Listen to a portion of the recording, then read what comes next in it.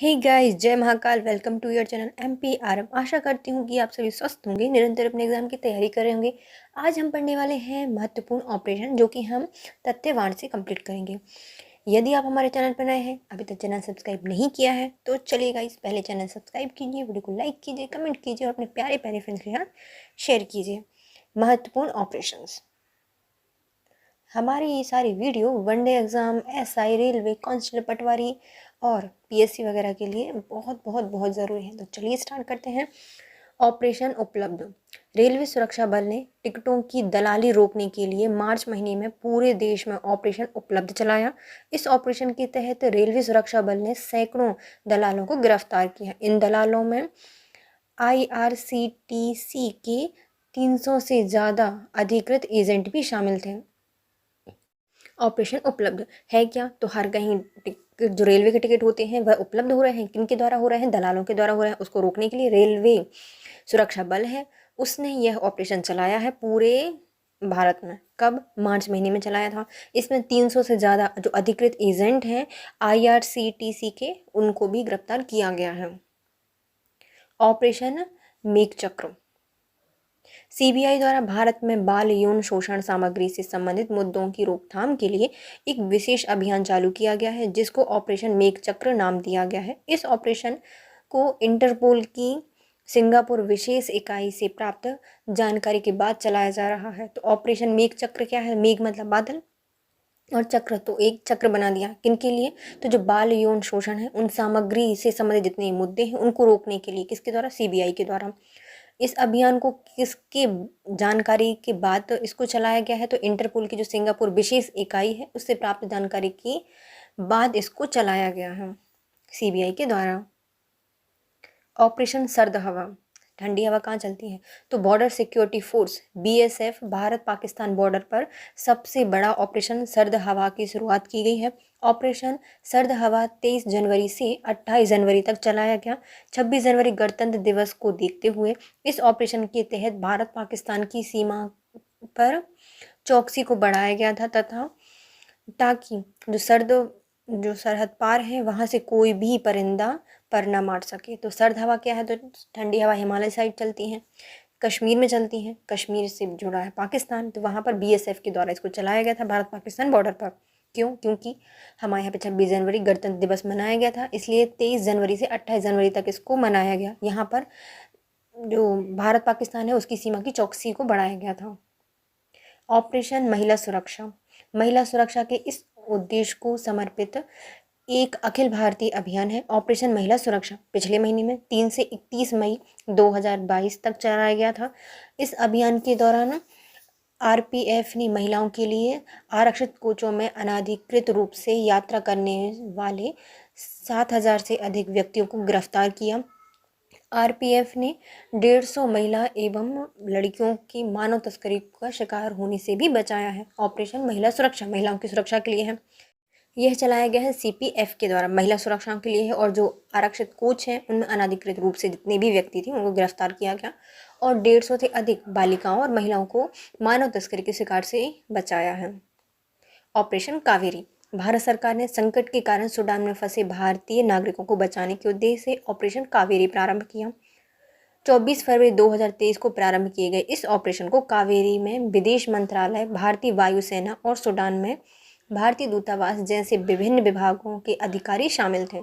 तो ऑपरेशन कावेरी सब लोग कर रहे थे। वरी कहाँ पर? सूडान में। तो भारत सरकार ने इसको चलाया सूडान में जितने भी भारतीय फंसे हुए थे, भारतीय नागरिक, उनको बचाने के लिए। 24 अप्रैल से चलाया गया 2023 को। और इसके में कौन कौन शामिल था? तो विदेश मंत्रालय, भारतीय वायुसेना और सूडान में भारतीय दूतावास है, उनके जितने अधिकारी थे वह सब इनमें शामिल थे। ऑपरेशन आहट। मानव तस्करी को रोकने के लिए रेलवे ने ऑपरेशन आहट की शुरुआत की। इस अभियान के तहत जुलाई 2022 में बिलासपुर डिवीज़न, नागपुर डिवीज़न और दुर्ग डिवीज़न में 183 लोगों को मानव तस्करी से बचाया गया। वहीं 47 तस्करों को भी पकड़ा गया था। तो ऑपरेशन आहट, कहीं पर भी होगी आहट पुलिस पहुंच जाएगी। कहाँ पर? लेकिन रेलवे में। तो रेलवे के द्वारा इसको चलाया गया था ऑपरेशन आहट, मानव तस्करी को रोकने के लिए। जुलाई 2022 में बिलासपुर के डिवीज़न में, नागपुर डिवीज़न में और दुर्ग डिवीज़न में 183 लोगों की मानव तस्करी से बचाया गया और वहीं पर 47 जो तस्कर थे उनको पकड़ा गया। ऑपरेशन दोस्त, हम हैं आपके दोस्त। 6 फरवरी 2023 को दक्षिणी तुर्की और सीरिया के कुछ हिस्सों में बड़े पैमाने पर भूकंप आया, जिसके क्षेत्र में जान मान की भारी नुकसान हुआ। भारत में संकट के समय आपदा राहत, कूटनीति और मानवता का परिचय देते हुए तुरंत राहत सामग्री सहायता प्रभावित क्षेत्रों में भेजी और तुर्की और सीरिया की सहायता के लिए भारतीय सेना ने ऑपरेशन दोस्त नाम दिया था। तो किसको? सीरिया और तुर्की से करने गए दोस्ती। कौन? भारत। क्यों गया? क्योंकि वहाँ पे आए थे भूकंप आया था, बहुत ज़्यादा नुकसान हुआ था। तो उसमें क्या पहुँचाया? हमने कुछ राहत सामग्री पहुँचाई और सहायता पहुँचाई। सहायता में हमने अपने क्या पहुँचाए? हमारी भारतीय सेना को पहुँचाया और इस ऑपरेशन को नाम दिया गया था ऑपरेशन दोस्त। ऑपरेशन दूधी, हाल ही में ऑपरेशन दूधी में हिस्सा लेने वाले जीवित सैनिकों को असम राइफल द्वारा सम्मानित किया गया। यह ऑपरेशन असम राइफल द्वारा 1990 से 1992 तक जम्मू कश्मीर में संचालित किया जा रहा था। 1991 में असम राइफल द्वारा जम्मू कश्मीर में संचालित किए गए आतंकवाद विरोधी अभियान में 72 आतंकवादियों को मार गिराया था। ऑपरेशन दूधी कहाँ से आया था? असम से। असम राइफल में इन जो सैनिक थे, जिनको जो शामिल थे ऑपरेशन दूधी में, उनको सम्मानित किया गया है। ये कहाँ पर चल रहा था? तो जो ऑपरेशन दूधी है वह जम्मू कश्मीर में संचालित किया जा रहा था। आतंकवादी विरोधी अभियान था। इसमें 72 आतंकवादियों को मारा गया और यह 1990 से 1992 तक चलाया गया था। ऑपरेशन संकल्प भारतीय नौसेना के द्वारा जून 2019 में शुरू किया गया। फारस की खाड़ी और ओमान के बीच बढ़ते तनाव के लिए भारत के टैंकरों को निशाना बनाने के बाद भारतीय जहाज की सुरक्षा सुनिश्चित करने के लिए ऑपरेशन संकल्प चलाया गया था। किसने चलाया था? नौसेना के द्वारा चलाया गया है। कहाँ पर चला था?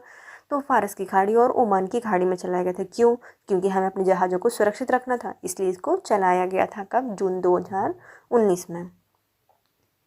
ऑपरेशन परिवर्तन, आंध्र प्रदेश पुलिस ने गांजा की खेती और तस्करी पर रोक लगाने के लिए ऑपरेशन परिवर्तन शुरू किया था। ऑपरेशन परिवर्तन के तहत पुलिस ने राज्य भर में विभिन्न जिलों में अवैध तरीके से तस्करी की जा रही भारी मात्रा में गांजा जैसे जो मादक पदार्थ हैं उनको जब्त किया था। तो ऑपरेशन परिवर्तन कैसे लाएंगे? क्योंकि हम गांजा जो हमारे मादक पदार्थ हैं उनको जब्त करके हमें लाना है परिवर्तन। किसके द्वारा लाया गया था? आंध्र प्रदेश पुलिस के द्वारा इसको स्टार्ट किया गया था। जितने भी प्रदेश में विभिन्न अवैध तस्करी हो रही थी उनको रोकने के लिए, गांजा पर खेती और तस्करी को बंद करने के लिए स्टार्ट किया गया था ऑपरेशन परिवर्तन। अब आता है ऑपरेशन गरुण।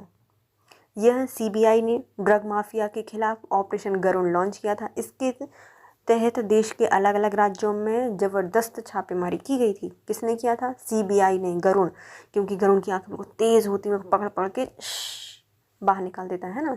किसको? सांप वगैरह को। गरुण है ना, सांप के लिए ज़्यादा यूज होता है। तो ये क्या है?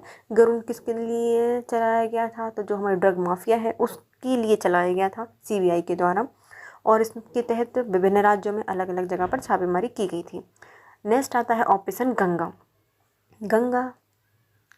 तो ऑपरेशन गंगा, रूस ने यूक्रेन पर सैन्य कार्यवाही की, जिसके बाद से जो भारतीय मूल के नागरिक हैं उनको एयरलिफ्ट करने के लिए ऑपरेशन गंगा भारत सरकार के द्वारा चलाया गया था। तो ऑपरेशन गंगा किसने चलाया था? भारत सरकार ने। कहाँ पर? जब रूस ने यूक्रेन पर हमला किया, वहाँ पे कुछ भारतीय नागरिक थे, उनको बचाने के लिए, एयरलिफ्ट करने के लिए ऑपरेशन गंगा चलाया गया था।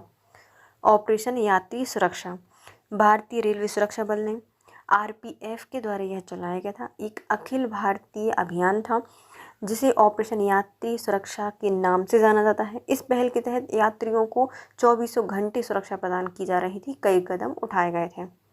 तो क्या है ऑपरेशन यात्री सुरक्षा? तो यात्री रेल में जाते हैं, तो जितने भी यात्री हैं रेल में जाने वाले, उनकी सुरक्षा के लिए चलाया गया था ऑपरेशन यात्री सुरक्षा। किसके द्वारा? तो भारतीय रेलवे सुरक्षा बल के द्वारा, आरपीएफ के द्वारा।